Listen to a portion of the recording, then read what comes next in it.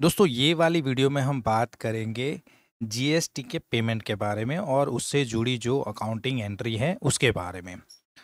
अब जहाँ तक बात है जीएसटी के पेमेंट की, तो जब भी कब आपकी जो आउटवर्ड लायबिलिटी है सीजीएसटी एसजीएसटी की, वो आपकी इनपुट लायबिलिटी से बढ़ जाती है, तो वहाँ पे आपको जीएसटी पेएबल बनता है। मीन्स आपको जीएसटी पेमेंट करना पड़ेगा। अगर आपकी input tax liability output tax liability से ज़्यादा है तो वो वाले केस में वो जीएसटी रिसीवेबल बोला जाएगा। और उसकी एंट्री कैसे करनी है वो हम किसी और वीडियो में देखेंगे। ये जो वीडियो है उसमें हम आपको बताएंगे कि जब आपकी जीएसटी की लायबिलिटी बनती है, अब उसको एक्सप्लेन करने के लिए चलिए मैं आपको बैलेंस शीट में ले जाता हूँ। चलिए, जैसे ही आप बैलेंस शीट में आओगे तो यहाँ पे आप देख सकते हो कि आपके सन्ड्री क्रेडिटर्स कितने हैं, 6,40,000 के, और आपके सन्ड्री डेटर्स है 7,68,000 के। ओके, अब इसको भी अगर छोड़ दे, थोड़ा और डिटेल में मुझे एक्सप्लेन करना है, तो सपोज़ आपने परचेज़ की है और सेल भी की है। परचेज़ की है आपने, परचेज़ अकाउंट आप देख सकते हैं कि आपने जीएसटी के साथ 5 लाख की जीएसटी के साथ तो नहीं बोलेंगे क्योंकि ये प्रॉफिट एंड लॉस अकाउंट है। इसमें जो भी परचेज़ होगी वो आपकी जीएसटी को छोड़ के जो मीन्स परचेज़ वैल्यू है, तो 5 लाख की आपने परचेज़ की थी और 6 लाख का आपने माल बेचा है, तो 1 लाख का आपको प्रॉफिट हुआ है। और ये बात है अप्रैल महीने की। अगर हम अप्रैल यहाँ पे लगा दें, चलिए मैं यहाँ पे जो ड्यूरेशन है वो अप्रैल कर देता हूँ। देखिए, 1 अप्रैल से लेके 30 अप्रैल तक आपने 5 लाख का माल खरीदा था और 6 लाख का माल बेचा है। मीन्स वही माल बेचा है 6 लाख में, तो आपको प्रॉफिट हो गया है 1 लाख का। अब वही चीज़ आप बैलेंस शीट में जाके देखोगे। पहले मैं इसे कर देता हूँ ड्यूरेशन। देखिए, ये अप्रैल माह का डेटा, अप्रैल माह का डेटा है आपके पास। तो देखिए, यहाँ पे आप देखोगे तो ये जो सन्ड्री क्रेडिटर्स है, वो सन्ड्री क्रेडिटर्स आपका जो आ, माल आपने जो खरीदा था, अब अगर इसके अंदर जाओगे आप तो देखिए 6,40,000 भले ही बता रहा है, लेकिन डिटेल में जाओगे तो 5 लाख का माल खरीदा था और उसके ऊपर सीजीएसटी एसजीएसटी 70,000 लग रहे थे, तो 1,40,000 उसको जोड़ लेंगे तो 6,40,000 जो वैल्यू आपको बैलेंस शीट में बताई जा रही है सन्ड्री क्रेडिटर्स में, मीन्स ये पूरी जो इनवॉइस वैल्यू है सीजीएसटी एसजीएसटी को जोड़ के उसको मिला के 40,000 आपका बनता है सन्ड्री क्रेडिटर्स के लिए। और वैसे ही सीजीएसटी एसजीएसटी को जोड़ के सन्ड्री डेटर के लिए भी 7,68,000। अदरवाइज 6 लाख का ही माल हमने बेचा था 1 लाख का प्रॉफिट लेके, तो यहाँ पे आप देख पाओगे। ओके, तो इस हिसाब से हमने अप्रैल में, एक तो 1 अप्रैल को हमने परचेज की थी 5 लाख की, और 5 अप्रैल को हमने माल बेचा था 6 लाख में, तो 1 लाख का प्रॉफिट लेके, तो ये जो 7,68,000 या सन्ड्री क्रेडिटर्स 6,40,000 बता रहा है, वो जीएसटी को जोड़ के बता रहा है। अब उसी को देखते हुए जो हमारी लायबिलिटी बनती है वो है 28,000। ओके, 14,000 सीजीएसटी और 14,000 एसजीएसटी। वो कैसे? तो देखिए, अगर आप सीजीएसटी के अंदर ही जाओगे तो देखिए, सीजीएसटी और एसजीएसटी हमारी लायबिलिटी रहती है, तो वो हमेशा उसकी जो अगर आप वो कौन सी साइड पे रहेगा तो वो हमेशा क्रेडिट होता है, लायबिलिटी हमेशा क्रेडिट होती है। तो देखिए, आप 84,000 देख सकते हो यहाँ पे, 84,000 की लायबिलिटी क्रिएट हुई है 5/4 को। ओके, मीन्स जब भी माल बेचा गया है तो उसके ऊपर जो जीएसटी लगेगा वो आपको पेएबल होता है, और जब भी आप माल परचेज करते हो तो वो एक्चुअली आपका जो भी लायबिलिटी बनता है उसमें से वो सब्सट्रैक्ट हो जाएगा, और बाकी की वैल्यू जैसे आप देख रहे हो कि 14,000।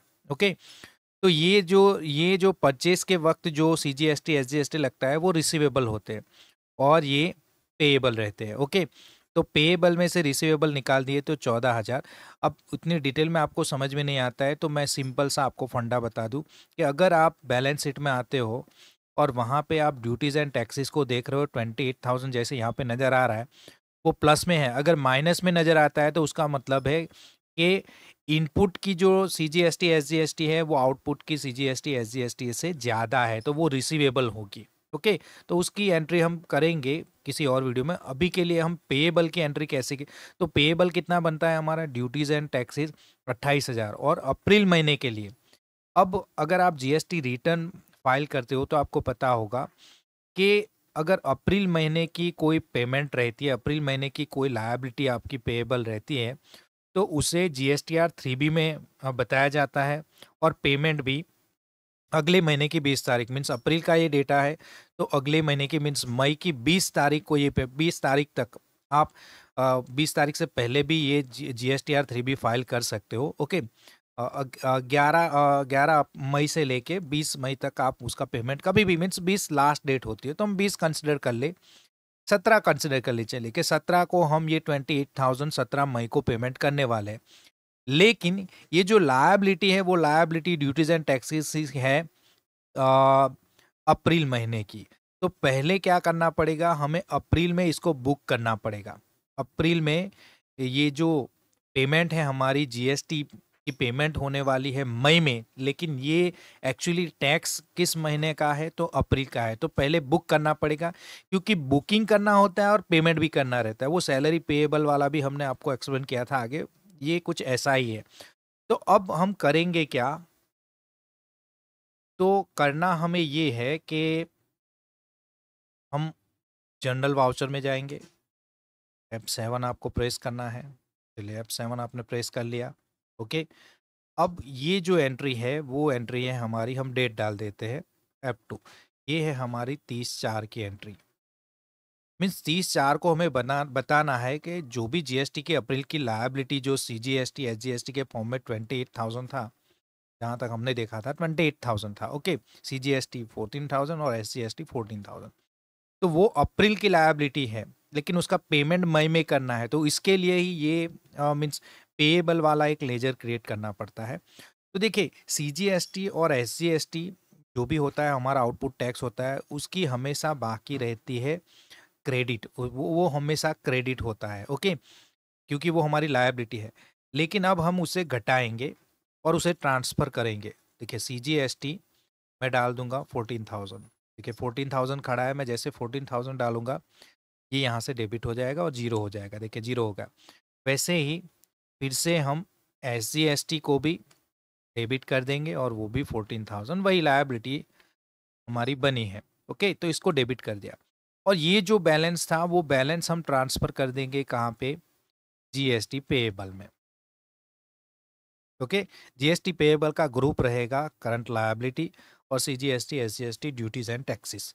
ओके, तो अब ये जो सीजीएसटी का 14,000, एसजीएसटी का 14,000 जो अप्रैल महीने का है, वो हमने ट्रांसफ़र कहाँ पे कर दिया, जीएसटी पेएबल में, और एक लायबिलिटी खड़ी कर दी हमने अप्रैल मंथ के लिए।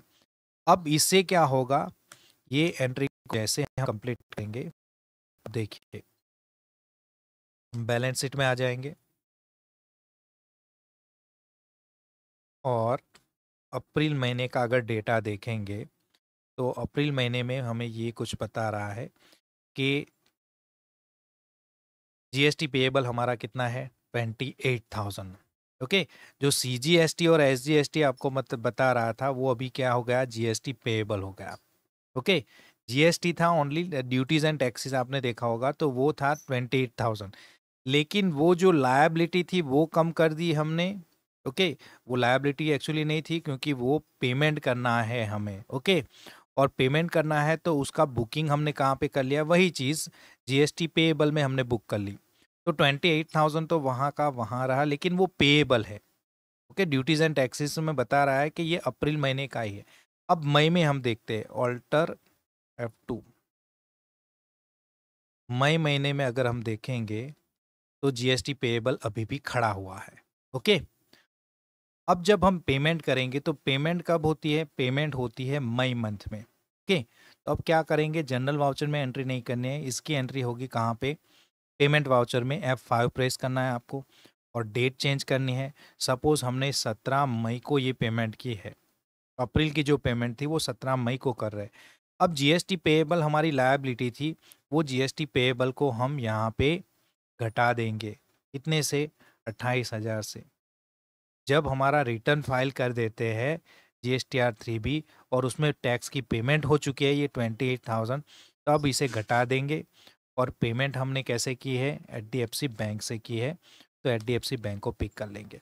अब यहाँ के 28,000 जो रेड आपको बता रहा है वो इसलिए क्योंकि एचडीएफसी बैंक अकाउंट में बैलेंस ओपनिंग बैलेंस नहीं है। ये मैंने खुद आपको सिर्फ जस्ट बताने के लिए ये बताया। अदरवाइज HDFC आपका जो भी बैंक अकाउंट होगा उसमें बैलेंस होगा, तो उसके हिसाब से यहाँ पे अकाउंटिंग की जो भी फिगर है वो रिफ्लेक्ट होगी। तो 28,000 आपको यहाँ से आपने पेमेंट कर दी, चेक से करो या फिर ई ट्रांसफ़र से करो। हमने ई ट्रांसफ़र से अगर की है तो इस तरह से कुछ और बैंक की डिटेल है वो अगर आपको देनी है तो दे सकते हो। प्रैक्टिकल वे में ये सारी चीज़ें आपको करनी रहती है, अदरवाइज अभी क्लिप छोड़ रहा है। अब इसकी इम्पैक्ट देखते हैं कि हम पहले बैलेंस शीट में जाएंगे और बैलेंस शीट हम अप्रैल का लगा लेंगे। देखिए अप्रैल का अगर बैलेंस शीट आप देखोगे तो GST पेएबल हमारा बनता था 28,000, मीन्स ये अप्रैल के लिए हमारी लायबिलिटी थी 28,000। अब इसी को हम मई में देख लेते हैं। मई में आप देखोगे तो देखिए GST पेएबल कोई भी नहीं है, तो वो जो लायबिलिटी थी, ड्यूटीज़ एंड टैक्सेस भी आपका जो नज़र आ रहा था वो भी नहीं है और GST पेएबल भी नहीं है। मीन्स मई का जो डेटा है वो क्लियर है। अब मई के लिए जो भी कुछ ट्रांजैक्शन होगा इनपुट आउटपुट का, उसके हिसाब से फिर से हम ऐसे ही एंट्री करेंगे। तो GST पेएबल इस हिसाब से बनता है कि देखिए मई में अब कोई लायबिलिटी खड़ी नहीं है और यहाँ पे बैंक अकाउंट 28,000 इसलिए बता रहा है, माइनस फिगर इसलिए बता रहा है क्योंकि बैंक में बैलेंस था नहीं और हमने 28,000 मीन्स ये आपको सिर्फ बताने के लिए एक एंट्री की थी। अदरवाइज ऐसा नहीं होता है, बैलेंस होगा तो वो यहाँ पे रिफ्लेक्ट होगा, जो भी बचेगा वो रिफ्लेक्ट होगा। ओके, तो वो मैं ओपनिंग बैलेंस डालना भूल गया तो दिक्कत नहीं है, लेकिन एंट्री कुछ इस हिसाब से ही करनी है आपको। तो ये सारी चीज़ें होती है GST को लेके कि आपको जब भी पेएबल बनता है, मीन GST आपको ये महीने में पे करना है तो पहले बुक करना पड़ेगा। वो मंथ की लास्ट डेट पे उसे बुक करो और जब भी पेमेंट होती है तो पेमेंट वाले वक्त जो भी पेएबल आपने क्रिएट किया है वो पेएबल को आप डेबिट कर दो, तो उसके हिसाब से ये एंट्री होती है। अब आप GST पेएबल का अगर अकाउंट देखोगे अप्रैल से लेके मई तक का डेटा, देखिए अब आप देखोगे तो CGST SGST आपने लायबिलिटी खड़ी की थी अप्रैल के लिए 28,000 और उसका पेमेंट आपने कर दिया 17/5 को 5वें महीने में, तो वो भी अभी सेट ऑफ हो चुका है। ओके, तो इस तरह से जो लायबिलिटी होती है GST पेएबल की वो आपको कैसे खड़ी करनी है, कैसे उसका पेमेंट करना है और कैसे जो सारी एंट्री है उसका सेट ऑफ होता है, वो सारी चीज़ें हमने आपको एक्सप्लेन की। अगर वीडियो पसंद आई तो प्लीज़ वीडियो को लाइक करें, शेयर करें और चैनल को ज़रूर से सब्सक्राइब करें। Thank you so much.